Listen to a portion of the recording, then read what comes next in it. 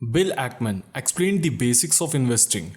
He discussed that what are the key points to remember before investing into a company and how you can maximize your profits. Bill said that avoid investing in startup businesses where the prospects are not very well because again, you don't need to make 100% a year to have a fortune. You just need to invest at an attractive return of 10 to 15% over a longer period of time. Your money grows very significantly. So, how do you avoid the riskiest investment? Invest in public security. Invest in listed companies that trade on the stock market. But why? Because those businesses are tend to be more established. They have to meet certain hurdles before they go public. The stocks are liquid, so you can change your money if you want to sell. Bill says that if you invest in a private lemonade stand, it's hard to find someone to take you out of that investment unless that business becomes fabulously profitable. So that's a piece of advice number 1 from Bill. Invest into public companies. Number 2. Bill says that you have to invest in businesses that you can understand. There are lots of businesses that you come in that you deal with in the course of your day and your personal life, whether it's a retail store that you know because you like shopping there, or it's a product, your iPad, or that you think is a great product. But you have to understand how the company makes money. The business is just too complicated. You don't understand how they make money even if they have had a great track record. A lot of people thought Enron was incredible business because it appeared to have a good track record, but very few people understood how they made money. It was good to avoid it. Another very important criteria that Bill suggests is you want to invest at a reasonable price. It could be a fabulous business that's done very well over a long period of time. But if you pay too much for it, you are not getting to earn a very good return. Then you are not going to earn a very good return. The last bit is that you want to invest in a business that you could theoretically own forever. So that if the stock market were to close for the next 10 years, in that case you wouldn't be unhappy. Now again, if you are going to compound your money at a 10 or 15% return over a 43-year period of time, you really want a business that you can own forever. You don't want to constantly have to be shifting from one business to the next. What are businesses that you can own forever? The very few that sort of meet that standard, maybe a good example is Coca-Cola. What's good about Coca-Cola is it's relatively easy business to understand. You understand how Coke makes money. They sell a formula syrup to bottlers and to retail establishment and they make a profit every time they serve a Coca-Cola. People going to drink a lot of Coca-Cola for a very long period of time.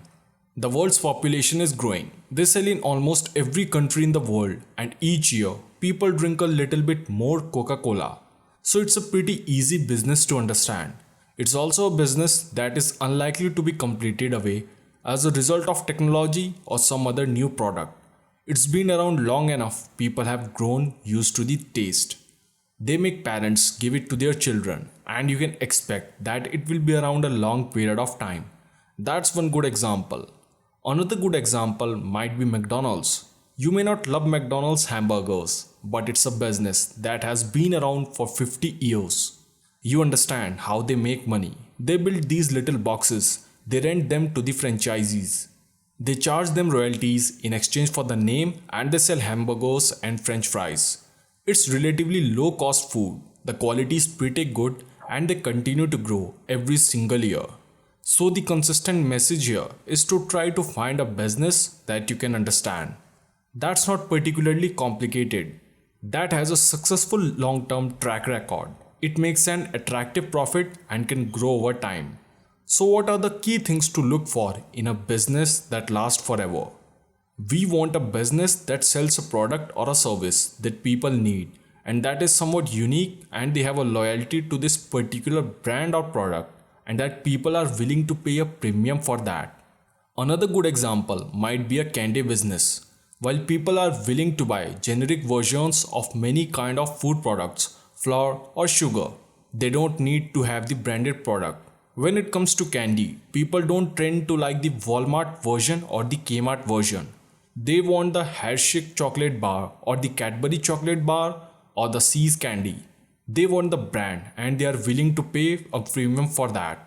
So that's a key thing. You want the product to be unique. You don't want it to be a commodity that everyone else can sell. Because when you sell a commodity, anyone can sell it and they can sell it at a better price. And it's very hard to make a profit doing that. If you are investing for the long term, you want to invest in businesses that have very little debt. So if you can find a company that can earn attractive profits, it doesn't have a lot of debt. They generate vastly more profits than they need to pay the interest on their debt. That's a safe place to put your money over a long period of time. You want businesses that have what people call barriers to entry. You want a business where it's hard for someone tomorrow to set up a new company to compete with you and put you out of business. Bill adds up that when you are thinking about choosing a company, make sure that they sell a product or a service that it's hard for someone else to make a better one that you will switch to tomorrow. You also want businesses that are not particularly sensitive to outside factors, so-called extrinsic factors that you can't control. So if a business will be affected dramatically, if the price of a particular commodity goes up, or if interest rates move up and down, or if currency prices change, you want a company that's fairly immune to what's going on in the world. The best businesses are the ones where they don't require a lot of capital to be reinvested in the company. They generate lots of cash that you can use to pay dividends to your shareholders, or you can invest into new high return attractive projects. According to Bill, the last point is that you invest into public companies. It's probably safest to invest in businesses that are not controlled. The problem with a controlled company, unless the controlling shareholder is someone that you completely trust, unless there's someone that has a great track record for taking care of so-called minority investors, the non-controlling shareholders, it can be a risk proposition to invest into that business because you are at the whim of the controlling shareholder.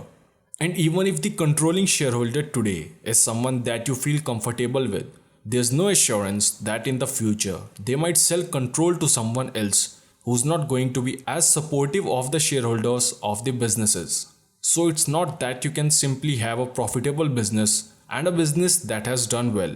You have to make sure that the management and the people that control the business think about you as an owner and you are going to protect your interest. Now tell me in the comment section below, do you agree with Bill's technique of investing into a company to maximize your profits? Or if you have some other strategy, then please share it with us also.